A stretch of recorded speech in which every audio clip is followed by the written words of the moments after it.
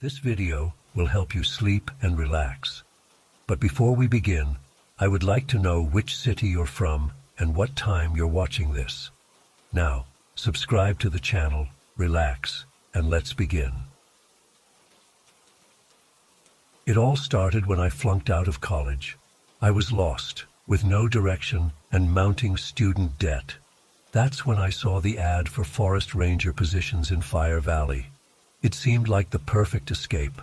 Live in nature, away from my problems. Little did I know I was walking into a nightmare. There were 5 of us selected for the 90-day probationary period at Fire Tower 4. Me, Bruce, Claire, Miguel, and Laura. Ranger Keller drove us up the winding mountain roads to our new home, an aging wooden structure perched on the edge of a cliff. The views were breathtaking, but there was an eerie stillness to the dense forests surrounding us. "Your job is simple," Keller explained gruffly. "Watch for fires, report any issues, and don't leave the tower." He seemed eager to get back down the mountain. The first few weeks were uneventful. We settled into a routine of lookout shifts, chores, and killing time with card games. But as the days grew shorter, things started to change. It was Miguel who first spotted them. Strange, flickering lights moving through the trees at night. We all crowded around the windows, straining to see. "What the hell are those?" Bruce whispered. They looked almost human-shaped, but translucent and glowing with an otherworldly blue-white light. They drifted slowly between the trees, never making a sound. "The Fire People," Miguel dubbed them with a nervous laugh. The name stuck. At first we were fascinated. We'd argue about what they could be: bioluminescent organisms, swamp gas, even ghosts. But as the nights went on, the Fire People started appearing more frequently, and they were getting closer to the tower. I'll never forget the first night they came right up to the base of the structure. I was on watch, and suddenly they were there. Dozens of them, surrounding us on all sides. My hand shook as I grabbed the radio to wake the others. We huddled together in the dark, watching in terrified silence. The figures seemed to be examining the tower, drifting back and forth. One reached out towards the wall with a limb made of light. I swear I could hear a faint sizzling sound. Just before dawn, they melted back into the forest. None of us slept that night. From then on, it was like a siege. The Fire People would appear every night, getting bolder, pressing closer to the tower. We'd hear scraping and thumping against the walls. The air became thick with a strange, acrid smell. We tried radioing Ranger Keller, but got nothing but static. Cell phones were useless out here. We were completely cut off. Tensions in the tower were at a breaking point. Laura had a full-on breakdown, sobbing uncontrollably. Bruce became manic, insisting we needed to fight back somehow. Claire withdrew into herself, barely speaking. It was Christmas Eve when everything went to hell. The Fire People surrounded us in greater numbers than ever before. The whole forest seemed to glow. They began hurling themselves at the tower, and I knew the wood wouldn't hold for long. Miguel snapped. "I can't take this anymore," he screamed. Before we could stop him, he grabbed a backpack and ran out the door. We watched in horror from the windows as Miguel sprinted towards the tree line. The Fire People swarmed him instantly. There was a blinding flash, and then nothing. Miguel was gone. Claire started screaming. Bruce tried to barricade the door. I remember Laura praying in the corner. I don't know how long we lasted after that. Time seemed to blur. The Fire People battered at every wall, every window. Wood splintered, glass cracked. That horrible burning smell filled the air. I have flashes of memory. Bruce being dragged out a broken window, his screams abruptly silenced. Claire's vacant eyes as she walked straight into their waiting arms. Laura. God. Laura. I can still hear her. I don't know why I survived. I remember curling up under a desk, squeezing my eyes shut, certain these were my final moments. The heat was unbearable. The sounds, I'll never forget those sounds. And then, silence. When I opened my eyes, watery daylight was streaming through the windows. The tower was in shambles, but the Fire People were gone. I was alone. I don't know how long I sat there, numb with shock and grief. It was the roar of a helicopter that finally snapped me out of it. I stumbled outside just as it was landing. Ranger Keller stepped out, looking grim but unsurprised. "You made it," he said simply. "Come on, let's get you out of here." As we flew away from that nightmare, Keller finally explained. The fire people were real, some kind of ancient forest spirits. Surviving them was the final test for new rangers. Those who made it were inducted into the truth that there were things in these woods far stranger and more dangerous than most people could imagine. I quit on the spot. I couldn't imagine going back into those forests knowing what lurked in the shadows. But sometimes, on dark nights, I still see those glowing figures in my dreams. And I wonder, what else is out there, just beyond the light?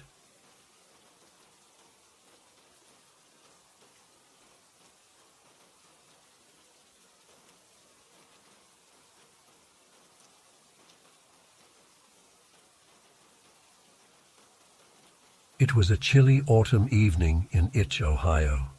I was sitting on my front porch, nursing a glass of whiskey and trying to quiet the ghosts of my past. Even after all these years, I couldn't shake the memories of my time on the force or the crushing grief of losing my daughter Lucy. Some wounds never fully heal, I guess. I was about to head inside when I noticed two figures walking up my driveway. As they got closer, I recognized Sophia and Elena Salato, sisters who lived a few houses down. They seemed on edge, glancing over their shoulders like they were being followed. "Evening, ladies," I called out. "Everything all right?" Sophia, the younger one, looked at me with wide, frightened eyes. "Mr. Miller, we need your help. Something strange is happening and we don't know who else to turn to." I straightened up, my old cop instincts kicking in. "Come on in and tell me what's going on." As we sat in my living room, the sisters took turns explaining. They'd been seeing weird lights coming from the abandoned lighthouse on the edge of town. Shadows moving when they shouldn't.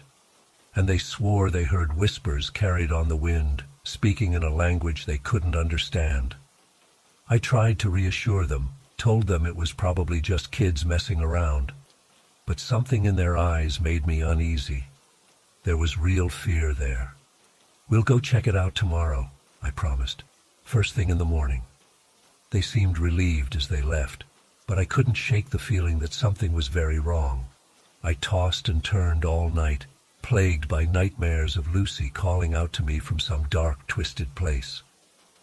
The next morning, I headed over to the Salato house to pick up the sisters. But when I got there, the front door was wide open. Inside, the place was a mess. Furniture overturned, pictures knocked off the walls, and no sign of Sophia or Elena. My heart started racing.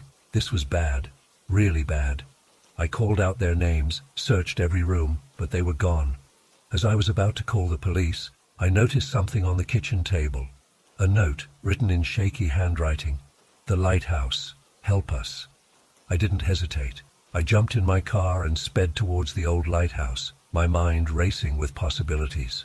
What the hell was going on? As I pulled up to the dilapidated structure, I saw a figure standing near the entrance. It was a woman I'd never seen before, with long dark hair and intricate tattoos covering her arms. She looked at me with piercing eyes that seemed to see right through me. "Dennis Miller," she said, her voice low and gravelly. "I've been waiting for you." I approached cautiously, hand instinctively reaching for a gun that wasn't there anymore. "Who are you? Where are Sophia and Elena?" She smiled, but it didn't reach her eyes. "My name is June, and I'm here to show you the truth." Before I could respond, she turned and walked into the lighthouse. Against my better judgment, I followed. The interior was nothing like I expected. Instead of old, rusty equipment, the place was filled with strange machines humming with energy. In the center stood a massive contraption that looked like a cross between a telescope and a generator. "What is all this?" I asked, my voice barely above a whisper. June ran her hand along one of the machines. "This is the work of Alfred Dumont, a man who discovered the threads that connect our world to others." I shook my head, trying to make sense of what she was saying. Look, I don't know what kind of game you're playing, but I'm here to find Sophia and Elena. Where are they? June's expression softened. They're safe, Dennis, but they're no longer in our world, and neither is your daughter. The mention of Lucy hit me like a punch to the gut. What the hell are you talking about? She walked over to the central machine and pressed a series of buttons. The air around us began to shimmer and distort. Let me show you. Suddenly the lighthouse vanished. We were standing in a twisted version of Itch, the buildings warped and stretched, the sky a sickly green. I stumbled back, my mind reeling. What? How? I couldn't form a coherent thought. June grabbed my arm to steady me. This is one of the other worlds, Dennis. A place where the lines between reality and nightmare blur. Sophia and Elena accidentally found their way here. And so did Lucy, all those years ago. I felt like I couldn't breathe. Lucy's alive? She's here? June's grip tightened. In a manner of speaking. But Dennis, you need to understand. This place, it changes people. The Lucy you knew. She may not be the same. I pulled away from her, anger and hope warring inside me. I don't care. Take me to her, now. We made our way through the warped streets of this other Itch. Everything was familiar, yet horribly wrong. I saw faces in windows that weren't quite human, heard sounds that made my skin crawl. As we turned a corner, I saw her, Lucy, my little girl, standing at the end of the street. But June was right, she wasn't the same. Her skin was pale, almost translucent. Her eyes were solid black, and when she smiled, I saw rows of sharp teeth. "Daddy," she said, her voice echoing strangely, "you finally came for me." I took a step forward, tears streaming down my face. "Lucy, baby, I'm here. I'm going to take you home." She cocked her head to the side, that inhuman smile still in place. "But I am home, Daddy, and now you can stay with me forever." I felt June's hand on my shoulder. "Dennis, listen to me. That's not Lucy anymore. Not really. This world, it twists everything it touches. If you stay, you'll become like her." I wanted to argue, to scream that she was wrong, but deep down, I knew the truth. The thing in front of me might wear Lucy's face, but my daughter was gone. Lucy, or whatever she had become, started walking towards us. "Don't listen to her, Daddy. We can be a family again, just like you always wanted." I stumbled back, my heart breaking all over again. "I'm sorry, Lucy. I'm so sorry, but I can't stay." Her face contorted with rage, all pretense of humanity falling away. She lunged at us, but June was faster. She grabbed my arm, and suddenly we were back in the lighthouse. I fell to my knees, sobbing uncontrollably. June knelt beside me, her voice gentle. "I'm sorry, Dennis. I truly am. But now you know the truth." As the initial shock wore off, anger took its place. I stood up, fists clenched. "We have to destroy this thing. No one else can go through that hell." June nodded solemnly. "I agree. But first, we need to bring Sophia and Elena back." Over the next few hours, June taught me how to operate Dumont's machine. We searched through multiple realities, catching glimpses of horrors I'll never be able to forget. Finally, we found the sisters, huddled together in a world of endless fog and whispers. When we pulled them back, they were shaken but alive. I sent them home with strict instructions not to tell anyone what had happened. They didn't need much convincing. As dawn broke, June and I set about dismantling the machine. We worked in silence, both lost in our own thoughts. When it was done, all that remained was a small piece of curved glass, the linchpin of Dumont's invention. I took the glass and walked down to the lake. As I stood on the shore, I thought about Lucy, about the life we should have had, and I made peace with the fact that she was gone. With all the strength I had, I hurled the glass into the water. As it disappeared beneath the waves, I swear I heard Lucy's laugh, not the twisted version from that other world, but the pure, joyful sound I remembered. I turned back to the lighthouse where June was waiting. "It's done," I said. She nodded, a sad smile on her face. "You did the right thing, Dennis. Some doors are better left closed. As we walked away from the lighthouse, I felt a weight lift from my shoulders. The grief was still there, it always would be. But now I could move forward, knowing that I'd faced my demons and come out the other side. I never saw June again after that day. Sometimes I wonder if she was even real, or just another part of that strange, terrible night.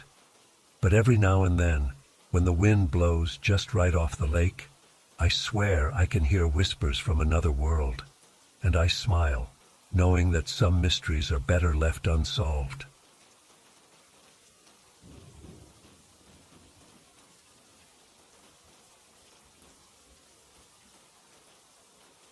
It all started when I took a job as a caretaker at an old lighthouse in Itch, Ohio. I know, weird place for a lighthouse, right? But this wasn't your typical coastal beacon. This lighthouse sat on the edge of town, overlooking endless cornfields instead of crashing waves. From the moment I arrived, something felt off about the place. The lighthouse itself was a looming monstrosity, all twisted metal and strange angles that hurt your eyes if you looked at it too long. But the owner, Alfred Dumont, seemed nice enough at first. Eccentric, sure, but harmless. He was this frail old guy, probably in his 80s, with wild white hair and eyes that never seemed to focus on anything. Alfred lived in the little cottage next to the lighthouse. My job was simple: maintain the grounds, keep an eye on things, and most importantly, keep the light burning at night. No matter what, the light must never go out, Alfred told me sternly on my first day. I didn't think much of it at the time, figured it was just some old man's quirk. For the first few weeks things were pretty quiet. I'd do my rounds during the day, chatting with Alfred occasionally. He'd go on these long rambles about his sister Clara, who died in the war, and how he dedicated his life to finding her again. I nodded along politely, assuming it was just the ramblings of a grief-stricken old man, but then I started noticing weird things, like how Alfred would spend hours staring at old pieces of colored glass, muttering to himself, or the eerie humming that sometimes came from the top of the lighthouse late at night, and the way animals avoided the place. Not a single bird ever landed on the lighthouse, not even to build nests. One night, about a month into my stay, I woke up to a blinding light flooding my room. It was coming from the lighthouse, but this wasn't the usual steady beam. This light pulsed and swirled with unnatural colors. I threw on some clothes and ran outside to check it out. As I approached the lighthouse, the air felt thick and heavy, like wading through invisible syrup. The humming I'd heard before was now a deafening drone that made my teeth ache. I called out for Alfred but got no response. When I reached the base of the lighthouse, I saw Alfred. He was on his knees, arms raised to the sky, shouting something I couldn't make out over the noise. Scattered around him were dozens of pieces of that weird colored glass, all glowing with an inner light. I tried to get closer, to pull Alfred away, but an invisible force held me back. That's when I saw it, a shimmering tear in the air above the lighthouse. Through it, I caught glimpses of something.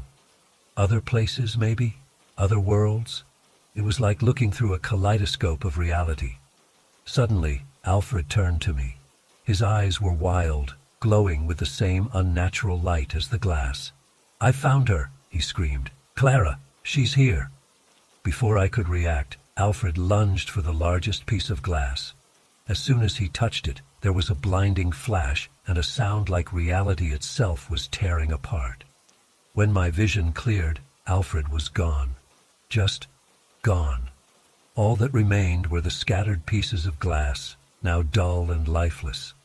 I'd like to say that was the end of it, that I called the police, they investigated, and that was that. But it wasn't. Because sometimes, late at night, I still hear that humming. And when I look out my window, I swear I can see flashes of that strange, swirling light coming from the abandoned lighthouse. I don't know what Alfred found that night.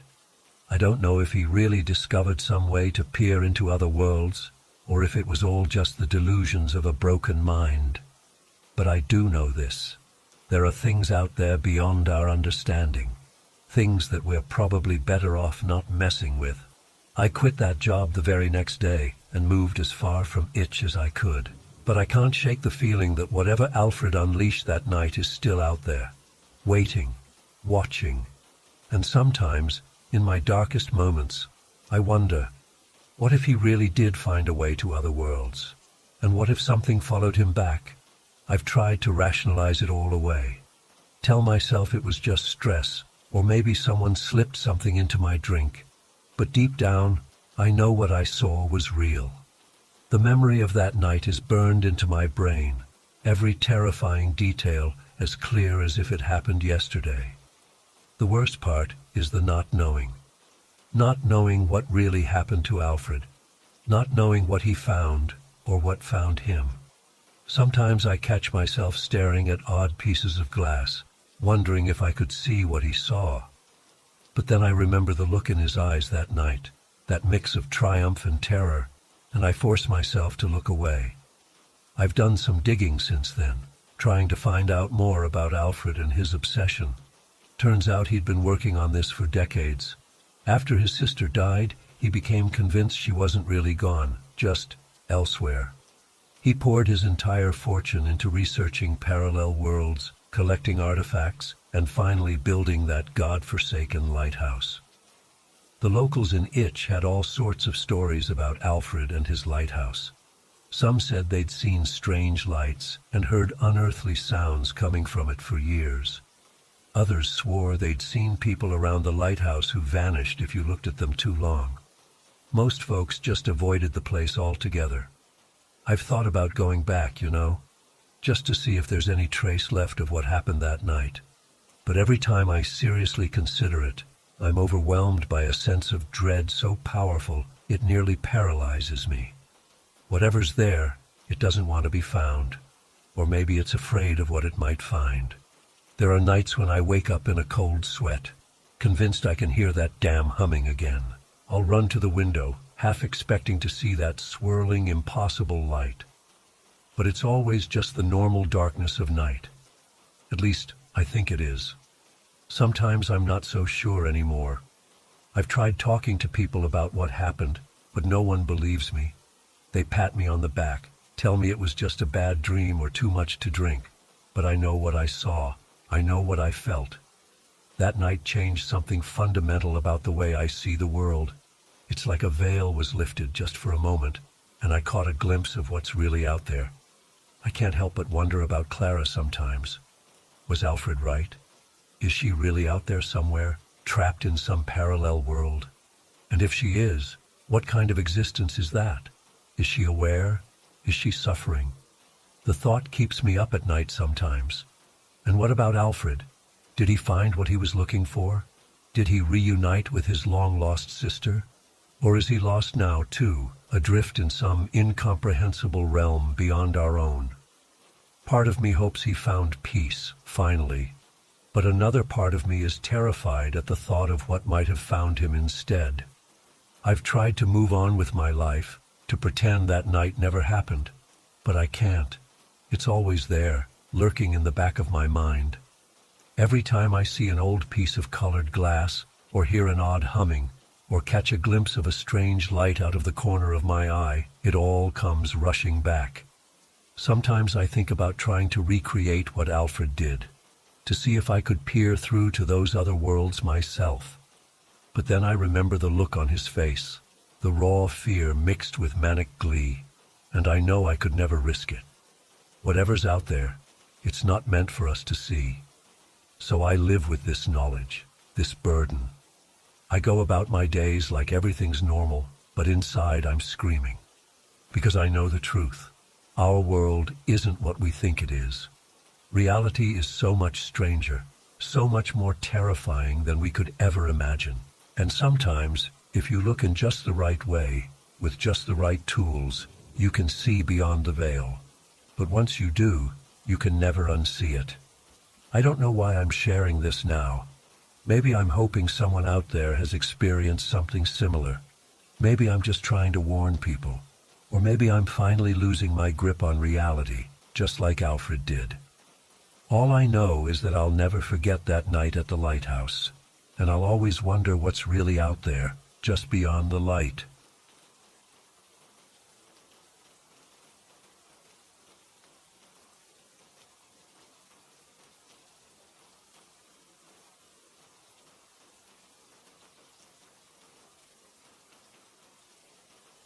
It all started last summer in Itch, the small lakeside town where I've lived my whole life. Everyone knows everyone here, but there were always rumors and whispers about the Salato family. Elena and Sophia, two sisters around my age, lived in that old Victorian house on Maple Street with their mom. We'd see them around town sometimes, but they mostly kept to themselves. Their mom was, well, let's just say she had a reputation, always stumbling out of the rusty Anchor bar, slurring her words. The girls seemed to take care of themselves mostly. Elena was the older one, dark-haired and serious. Sophia was a year younger, with this wild red hair and mischievous smile. I didn't know them well, but that all changed one night in late August. I was working the late shift at the gas station when Elena burst in, eyes wild with panic. "Dennis, please, I need help," she gasped. "It's Sophia. Something's happened." My heart started racing. "What's wrong? Where is she?" "The lighthouse," Elena choked out. "We were just messing around and now she's... I didn't wait to hear more. I flipped the closed sign, grabbed my keys, and we sped off towards Lake Bain. The old lighthouse there hadn't been used in years, but local kids sometimes hung out there for a thrill. When we pulled up, the place was eerily quiet. No sign of Sophia anywhere. "She was just here," Elena kept saying. "We climbed up to the top and then..." We searched for hours, called her name until our voices were hoarse. Nothing. It was like she'd vanished into thin air. By the time the sun came up, half the town was out looking. They dragged the lake, combed the woods. No trace. In the days that followed, things got weird. Really weird. Elena insisted Sophia was still alive, that she'd come home. But she wouldn't let anyone in the house to check. Their mom was useless, too drunk to even realize what was happening. About a week after Sophia disappeared, I saw her. At least I thought I did. It was late, and I was walking home from work. There was a figure standing under a streetlight, red hair gleaming. My heart leapt. "Sophia?" I called out. She turned, and for a split second I swore it was her. But then, her face seemed to ripple, like a reflection in disturbed water. And her eyes, they were pitch black, empty. I blinked, and she was gone. I tried to convince myself I was seeing things, stressed from the search. But then other people started reporting similar sightings. A flash of red hair in a window. A girl who looked like Sophia, but wrong somehow. Always at night. Always disappearing in an instant. The whole town was on edge. Whispers of ghosts, demons, all kinds of crazy theories. I couldn't shake the memory of those black eyes. What the hell had happened in that lighthouse? I started digging, trying to piece together the Salato family's history. It wasn't easy. Seems like they'd moved around a lot before settling in Itch. But I managed to track down some old newspaper clippings, birth records. That's when things got even stranger. I found Elena and Sophia's birth certificates, but the father's name was blacked out on both. And then I stumbled across another certificate. A third Salato sister, born 2 years before Elena, named June. I'd never heard of a third sister. Where was she? What happened to her? The more I dug, the more questions I had. And the more convinced I became that the key to Sophia's disappearance lay in the family's past. I tried talking to Elena about it, but she shut down completely. Wouldn't even open the door. I caught glimpses of her through the window sometimes, looking pale and haunted. And once I swore I saw 2 figures in Sophia's room, but the second one was just a dark, twisted shape. Weeks passed. The official search was called off. Life in Itch tried to return to normal, but there was this underlying current of fear. Parents kept their kids inside after dark. No one went near the lighthouse. Then one night in October, everything came to a head. I was working late again when I got a frantic call from my buddy Steve at the police station. "Dennis, get to the Salado house now," he said. "Something's happening." I raced over, heart pounding. The street was chaos, cop cars, an ambulance, neighbors gawking. The front door of the Salado house was wide open, warm light spilling out into the night. I pushed my way through the crowd, flashing my volunteer firefighter badge to get past the police line. Inside, I found Elena huddled on the couch, shaking. Paramedics were loading her mom onto a stretcher. Looked like she'd finally drunk herself into oblivion. And there, standing in the middle of it all, was a woman I'd never seen before. Tall, with streaks of gray in her dark hair. She had her arm around Elena, murmuring softly to her. One of the cops filled me in. Neighbors had called about screaming from the house. When police arrived, they found this scene and the mystery woman. She claimed to be June Salato, the long-lost older sister. My head was spinning. June was real? Where had she been all this time? And what about Sophia? I approached cautiously. June looked up, and I was struck by how much she resembled Elena. Same sharp cheekbones, same intense gaze. "You must be Dennis," she said softly. "Elena's told me about you."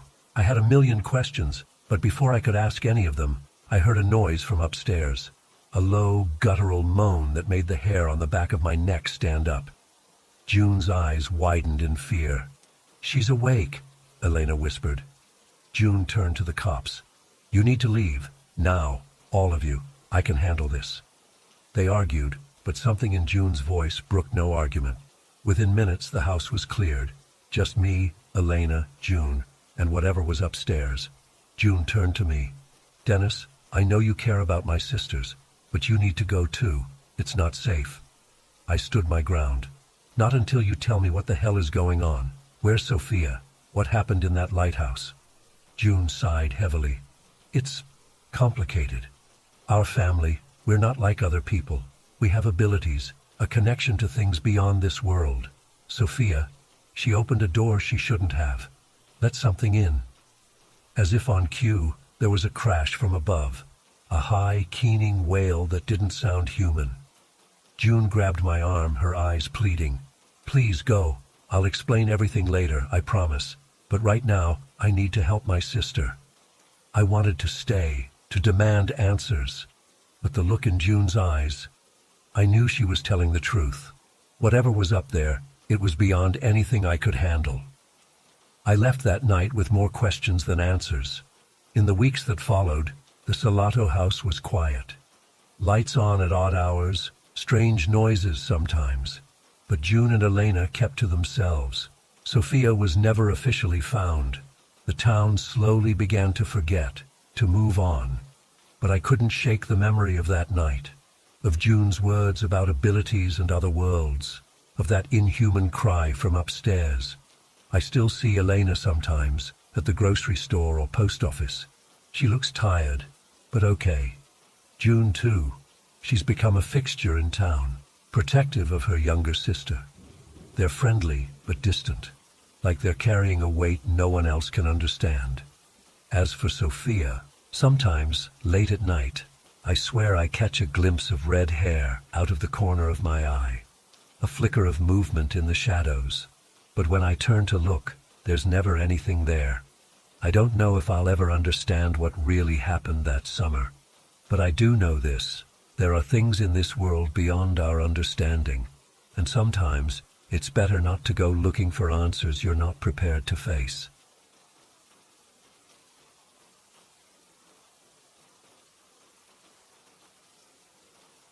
I was just a junior science officer on the International Space Station when everything went to hell. Looking back, I can't believe how quickly it all spiraled out of control. It started as a routine day. We were analyzing some meteor samples that had recently been collected during a spacewalk. Dr. Haber, our lead xenobiologist, was excitedly examining a particularly interesting specimen under the microscope. "Come take a look at this," he called out to me in his thick Russian accent. "I've never seen bacterial structures quite like these before." I peered into the microscope, seeing strange spiral-shaped organisms unlike anything in our database. Little did I know those alien bacteria would change our lives forever. A few hours later, Dr. Haber started complaining of a headache and dizziness. His skin looked pale and clammy. We assumed it was just a touch of space sickness, not uncommon even for veteran astronauts. But by that evening, things had taken a shocking turn. I'll never forget the moment I walked into the lab and saw Dr. Haber hunched over his workstation. His skin had taken on an ashen gray color, like a corpse. But he was very much alive, working feverishly and mumbling to himself. "Dr. Haber," I said cautiously, "are you all right?" He turned to look at me with wild eyes. "Never better," he exclaimed. "My mind, it's expanding. I can think so clearly now. And look." To my horror, he grabbed a scalpel and sliced open his own forearm. But instead of blood, a thick gray fluid oozed out. "No pain," he said with a maniacal grin. "My cells are regenerating at an incredible rate, and I no longer require oxygen to survive. Don't you see? The bacteria. It's changing us, improving us." I backed away, my heart racing. This was so far beyond anything we were prepared to deal with. I had to tell the captain immediately, but it was already too late. By the time I reached Captain Shaw's quarters, half the crew was showing signs of infection. Gray skin, enhanced strength and reflexes, modified cellular structures. They were changing before our eyes into something not quite human. The captain's face went pale as I described the situation. "We have to contact Mission Control," I urged. "Request immediate evacuation." But Shaw shook his head grimly. "No. If word of this gets out, there's no telling what could happen. Mass panic, an international crisis. We need to contain this." "But sir," I protested, "the entire crew is infected. We're all going to—" "Not all of us," he interrupted. "You and I seem to be immune so far. We need to quarantine the station. No communications in or out. As far as the world knows, we've been hit by meteor debris and are experiencing technical difficulties." I couldn't believe what I was hearing. "You want to cover this up? But what about the infected crew members? They need help." Shaw's expression hardened. "They're beyond help now. But think of the potential here. These changes, they could revolutionize space exploration. Imagine astronauts who don't need oxygen or radiation shielding, who can withstand extreme temperatures and cosmic radiation. This could be the key to colonizing Mars, exploring deep space." A chill ran down my spine as I realized the captain had no intention of trying to cure or rescue the infected crew. To him, they were now test subjects, potential prototypes for a new breed of enhanced space explorer.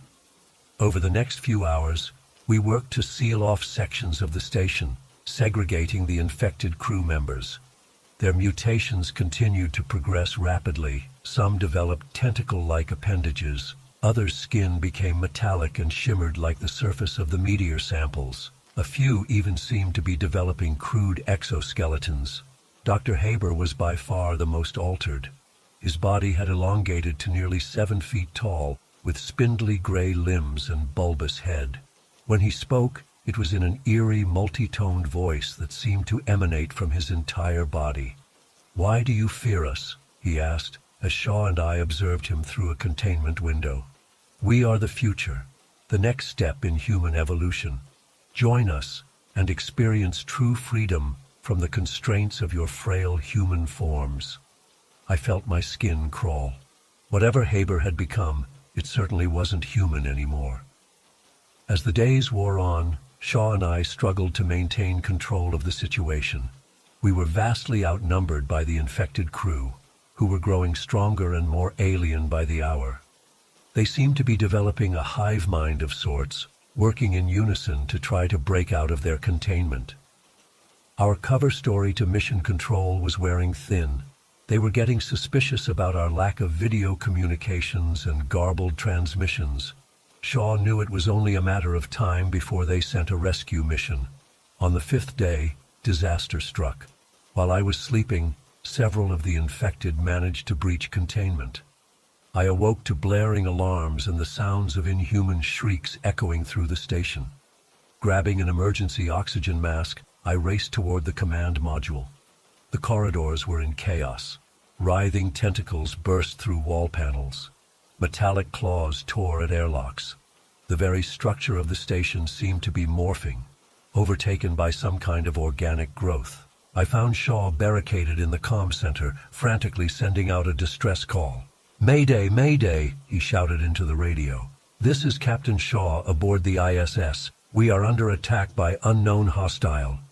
His words were cut off as a grotesque figure smashed through the doorway. Dr. Haber in his final mutated form. In one swift motion, he impaled Shaw with a razor-sharp appendage. I let out an involuntary scream. Haber's massive head swiveled towards me, compound eyes gleaming. "The captain was short-sighted," he said in that unsettling multi-voice. "He sought to control and exploit us, but we are beyond that now. Join us willingly, or be forcibly evolved." Tentacles lashed out, trying to ensnare me. I dove and rolled, making a mad dash for the escape pod. Claws and tendrils grasped at me from all sides as I ran. I could feel the strange bacteria trying to burrow into my skin, to change me. But for whatever reason, luck, genetics, sheer force of will, I remained uninfected. I reached the pod with seconds to spare, slamming the hatch shut just as Haber's monstrous form rounded the corner. The last thing I saw as the pod ejected was his alien face pressed against the porthole, eyes full of cold alien hunger. The pod's systems registered massive structural damage to the station as I plummeted towards Earth. Whether from the mutations or deliberate sabotage, the ISS was breaking apart. I watched in horror as the station, my home for the past year, disintegrated in a spectacular fireball. Any evidence of what transpired there burned up in the atmosphere. My pod splashed down in the Pacific a few hours later. I was immediately quarantined by NASA and subjected to a battery of tests, but they found no trace of the alien bacteria. To this day, I'm not sure why I was spared infection.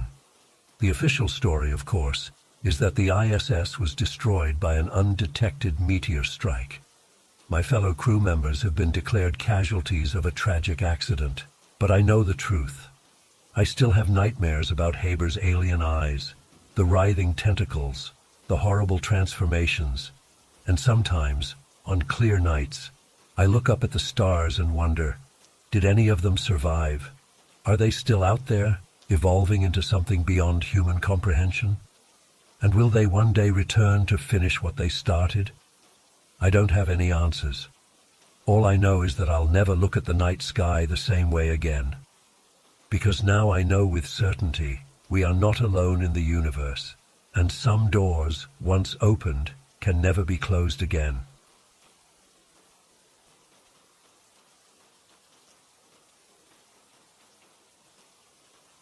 It started as a routine day.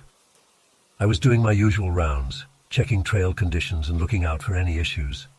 The weather was perfect, sunny but cool, with a light breeze rustling through the trees.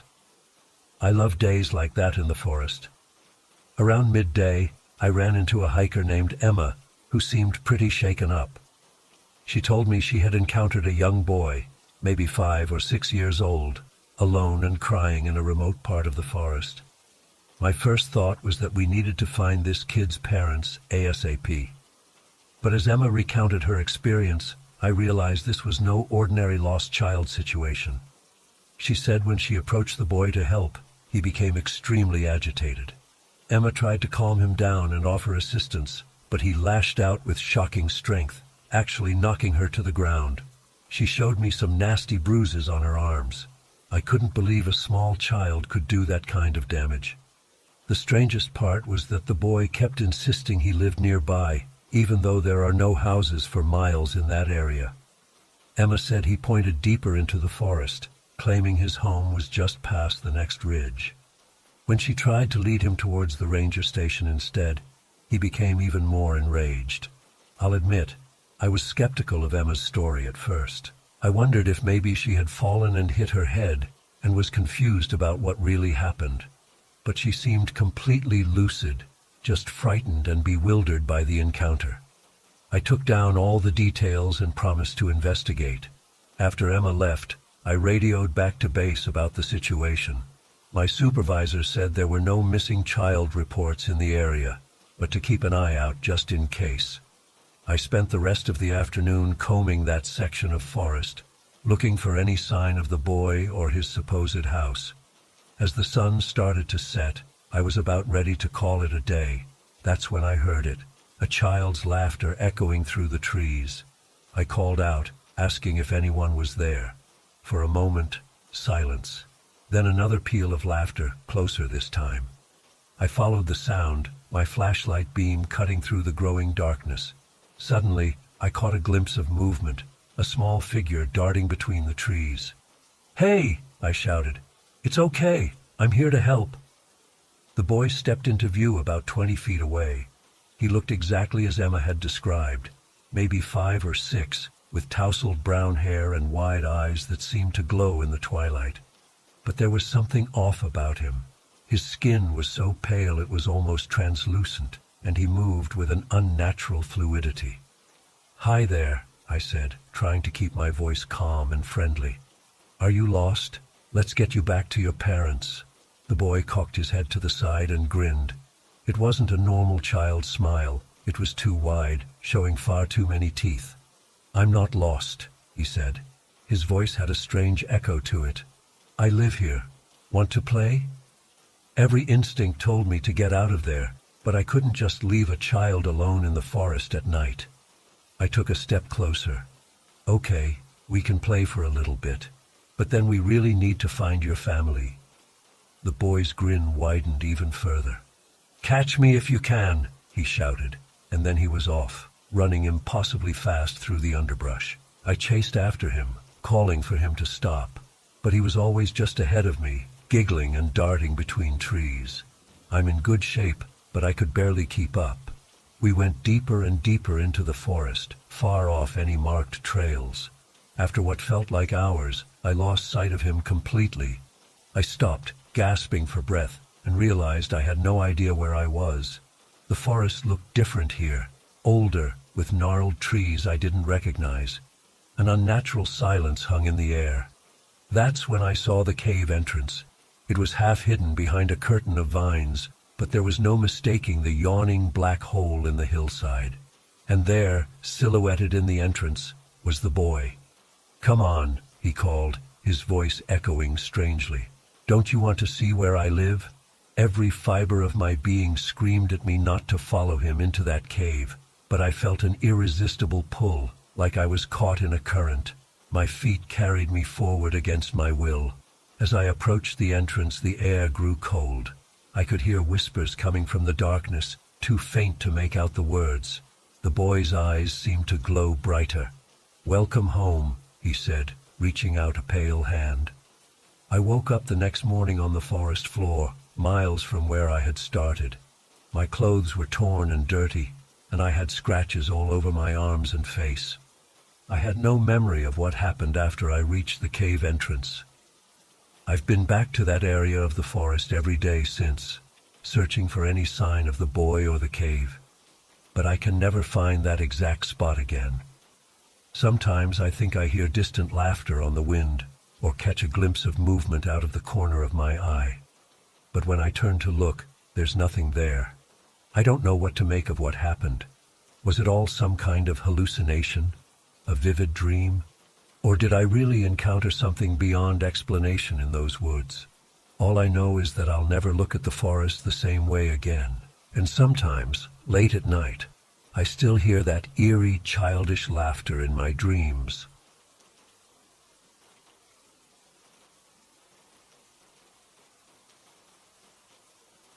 A panic set in as I realized how screwed I was.